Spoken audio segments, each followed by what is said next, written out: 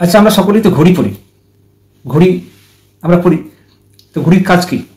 হ্যাঁ, ঠিকই ধরেছেন, ঘড়ির কাজ সময় দেওয়া বা সময় দেখা। তো একটা ঘড়ির মিনিমাম দাম কত হতে পারে? 100 টাকা। হ্যালো বন্ধুরা, আজকে একটা ছোট্ট ভিডিও আপনাদের নিয়ে এসেছি। আচ্ছা, আপনারা সকলে ঘড়ি পরেন তো? যেমন আমি পড়েছি। তাহলে একটা ঘড়ির মিনিমাম দাম কত? 100 টাকা। হয়তো স্মার্ট ওয়াচ যদি হয় সেখানে হয়তো 2000 টাকা।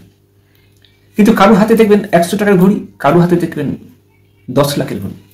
যেমন বড় বড় শিল্পপতি, খেলোয়াড়, ফিল্ম স্টার, তাদের হাতে 10 লাখ, 15 লাখ, 20 লাখ টাকা দামের ঘড়ি থাকে। কিন্তু অ্যাকচুয়ালি দুটোতে সময় দেবে, তাই তো? কাজ একটাই, দুটো ঘড়ির কাজ একটাই, দুটোই কিন্তু সময় দেবে, টাইম দেবে। আসলে কি ব্যাপারটা বলি, ঘড়ি দুটো কাজ।